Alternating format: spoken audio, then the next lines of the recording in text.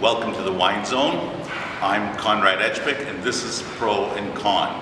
My guest today is Monsieur Benoit Gouez, who is the chef de cave at Champagne, Moet Chandon. And I mean champagne. We're not talking sparkling wine. We're talking the real thing, champagne. But today, Monsieur Gouez is introducing a new champagne, which I don't even think he thinks of as a champagne. I think he thinks of it as something else. It is a champagne, but it's maybe a little bit more than just champagne in the sense that MC3, as we speak about Moët Chandon MC3, is more in a champagne. It's not just a sparkling champagne. It's what I would call a wine from Champagne in the sense that it has more than just the classic lightness, elegant, effervescent style you know about champagne. Yes, it has that, but even more in the sense that it has never seen before complexity. It has a richness, it has a balance, it has a monstrosity, a texture that is totally new in champagne. And how you do this is obviously something different. You don't do this like, normally champagne is made by gathering the grapes, fermenting them, secondary fermentation. We still do that. We still do that. For average non-vintage champagne, you blend a couple of recent vintages. And we still do that. In fact, we do all the classic things and a little bit more. But MC3 is still made from grapes in Champagne, harvested by hand, pressed very slowly, vinified very carefully, blended. We still blend different varieties: Pinot Noir, Meunier, Chardonnay, coming from different villages in order to have a good diversity of terroirs and nuances in the blend, coming from different vintages in order to increase the diversity. What we have added in the creation of MC3 is a fourth layer of complexity in the blending, still varieties, villages, vintages, but we also age the wines in three different universes that we have behind. Some wines are aged in stainless steel in order to develop the fruitiness over there, stainless steel, in order to develop the fruitiness of the base wines. Some of the wines are aged in oak, in large oak cask, and the oak aging will enhance the secondary maturity of the wine, but most importantly will develop a soft, creamy, unctuous texture on the palate. And third, maybe the most original part of the project is that we finish the blend with mature vintage champagne. And here I don't speak anymore about wines that have been kept in vats, but wines that were already in bottles, in vintage, in glass bottles. Or ones on sale. That have been not on sale because it's bottles that were in our cellars, maturing on their lees. But the same vintages were on sale. The same vintages as the ones you could drink, but bottles that we take back from the cellars, that we open and that we put back into the vat in order to be part of a new blend.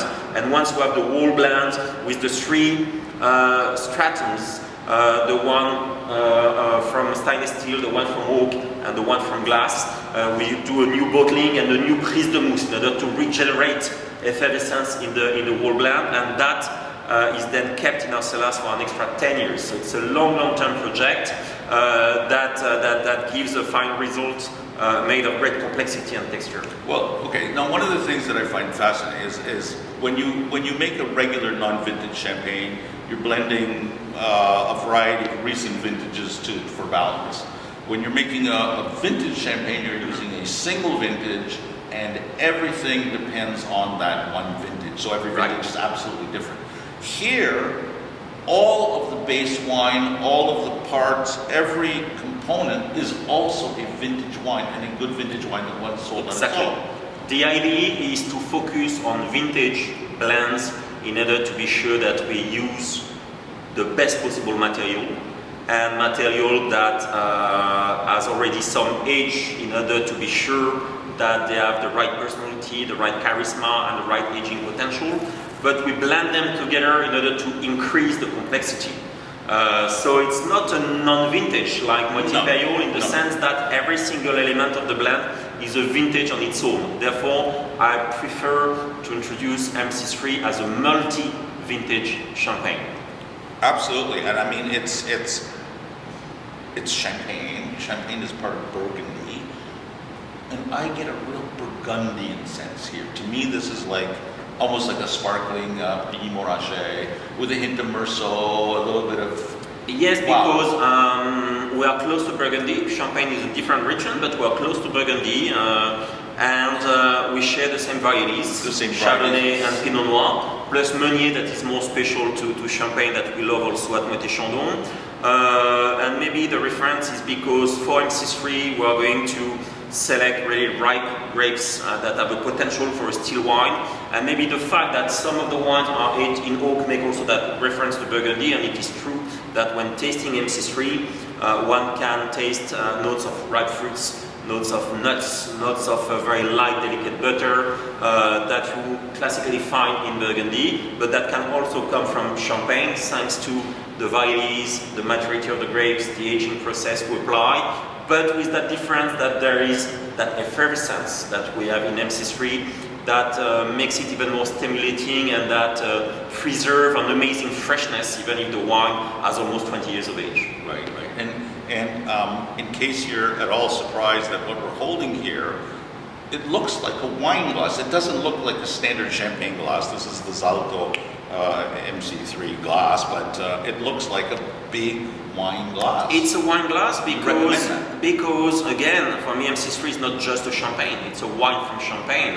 And what I want to illustrate or express with MC3 is not just the champagne effervescence that is perfectly expressed with the champagne flute here. I want more to express and develop the complexity and the texture of the wine. And I think that for that, the wine needs some space in the glass to breathe and to open up in order to really reveal progressively all its complexity and its texture, its richness that you wouldn't get as much if you were drinking MC3 in a tight champagne flute. Yeah, no, I understand completely. This is, I understand what you're saying. This is a wine from Champagne. It's really fantastic. Thank you very much for presenting it. And My pleasure. I want to say that it is available in some parts of Canada. It's going to be available in other parts of Canada. It is not cheap. It is more expensive than Dom Perignon, but then again, this is amazing. This is amazing. Thank you for coming. Santé. Santé. And à la prochaine. Merci.